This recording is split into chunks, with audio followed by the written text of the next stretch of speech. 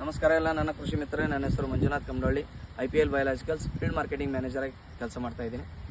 ಇವತ್ತು ನಾವು ಹೆಚ್ ಕ್ರಾಸ್ ಅಲ್ಲಿ ಒಂದು ತರಬಳ್ಳಿಯ ಒಂದು ಗ್ರಾಮಕ್ಕೆ ಬಂದಿದ್ದೀವಿ. ಸೊ ಇಲ್ಲಿ ನೀವೆಲ್ಲ ನೋಡ್ಬೋದು, ರೈತರು ಏನು ಮಾಡಿದ್ದಾರೆ ಅಂದರೆ ಕ್ರೆಸಾಂತಮಮ್ಮನ್ನು ಹಾಕಿದ್ದಾರೆ. ನಾವೇನು ಸೇವಂತಿಗೆ ಅಂತ ಏನು ಕರಿತೀವಿ, ಸೇವಂತಿಗೆಯನ್ನು ಹಾಕಿದ್ದಾರೆ. ಸೊ ಸೇವಂತಿಗೆಯನ್ನು ಹಾಕಿ ಇವರು ಇವಾಗ ಒಂದು ವೀಕ್ ಆಗಿದೆ ಅಷ್ಟೇ.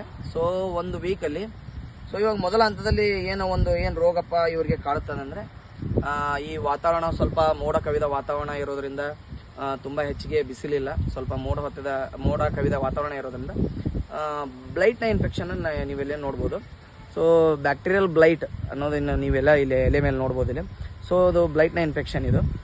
ಸೊ ಏನಾಗಿದೆಯಪ್ಪ ಅಂತ ಅಂದರೆ, ಬ್ಯಾಕ್ಟೀರಿಯಲ್ ಬ್ಲೈಟ್ ಅನ್ನೋದು ಇದು ಏನು ಮಾಡುತ್ತೆ ಅಂತ ಅಂದರೆ, ಎಲೆಗಳ ಮೇಲೆ ಈ ಥರ ಒಂದು ಕಪ್ಪು ಅಥವಾ ಕಂದು ಮಿಶ್ರಿತ ಚುಕ್ಕೆಗಳನ್ನ ಫಾರ್ಮ್ ಮಾಡಿ ನಂತರ ಏನಾಗುತ್ತೆ ಅಂದರೆ ಎಲೆ ಸಂಪೂರ್ಣವಾಗಿ ಈ ಥರ ದೊಡ್ಡ ಗಾತ್ರದಲ್ಲಿ ಒಂದು ಏನೋ ಕಪ್ಪು ಮತ್ತು ಕಂದು ಮಿಶ್ರಿತ ಒಂದು ಚುಕ್ಕೆಯನ್ನು ಫಾರ್ಮ್ ಮಾಡಿ ಎಲೆಗಳು ಸಂಪೂರ್ಣವಾಗಿ ಒಣಗಿ ಹೋಗುವಂತೆ ಮಾಡುತ್ತೆ.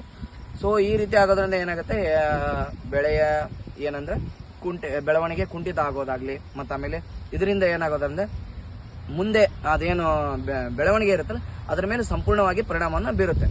ಸೊ ಈ ಒಂದು ಬ್ಯಾಕ್ಟೀರಿಯಲ್ ಬ್ಲೈಟನ್ನು ನಾವು ಯಾವ ರೀತಿ ಕಂಟ್ರೋಲ್ ಮಾಡಬೇಕಪ್ಪ ಅಂತಂದರೆ, ಮೊದಲಿಗೆ ನಾವು ಆಯ್ಕೆ ಮಾಡಬೇಕಾದ್ರೆ ಇವರು ಏನು ಈಗ ಆಯ್ಕೆ ಮಾಡಿದಾರೆ ನೀವು ಇಲ್ಲಿ ನೋಡ್ಬೋದು. ಸೊ ಇವನ್ನ ಆಯ್ಕೆ ಮಾಡಬೇಕಾದ್ರೆ ಏನು ಮಾಡಬೇಕಂತಂದರೆ, ಸ್ಟಾರ್ಟಿಂಗಲ್ಲಿ ರೋಗರಹಿತ ಒಂದು ಏನು ನಾರುಗಳನ್ನು ನಾವು ಏನು ಮಾಡಬೇಕಂದ್ರೆ ಆಯ್ಕೆ ಮಾಡ್ಕೋಬೇಕು.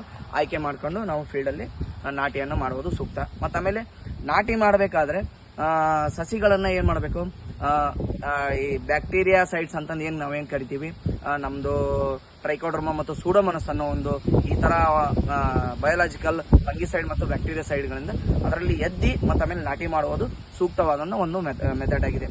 ಸೊ ಇದನ್ನು ನಾವು ಕೆಮಿಕಲಲ್ಲಿ ಈ ರೀತಿ ಈ ರೋಗ ಬಂದ ನಂತರ ಕೆಮಿಕಲಲ್ಲಿ ಈ ರೋಗವನ್ನು ಯಾವ ರೀತಿ ನಾವು ಕಂಟ್ರೋಲ್ ಮಾಡಬೇಕಾದ್ರೆ COC ಆಗಲಿ, ಮತ್ತು ಥಿಯೋಫೈನಟ್ ಮೀಥೈಲ್ ಆಗಲಿ, ಮತ್ತು ಆಮೇಲೆ ಕ್ಲೋರೋಥಲೋನಿಲ್ ಆಗಲಿ, ಇದನ್ನು ನಾವು ಡ್ರೆಂಚಿಂಗ್ ಮಾಡೋದ್ರಿಂದ ನಾವೇನು ಮಾಡ್ಬೋದು, ಈ ಒಂದು ರೋಗವನ್ನು ಕಂಟ್ರೋಲ್ ಮಾಡ್ಬೋದು.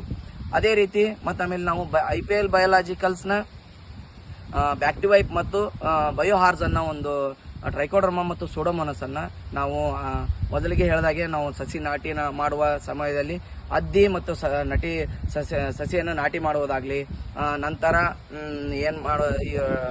ರೋಗ ಬಂದ ನಂತರ ಡ್ರೆಂಚ್ ಮಾಡುವುದರ ಮುಖಾಂತರ ನಾವೇನು ಮಾಡ್ಬೋದು ಅಂದರೆ ಈ ಒಂದು ರೋಗವನ್ನು ನಾವು ಕಂಪ್ಲೀಟ್ ಆಗಿ ಹತೋಟಿಯನ್ನು ಮಾಡಬಹುದಾಗಿದೆ.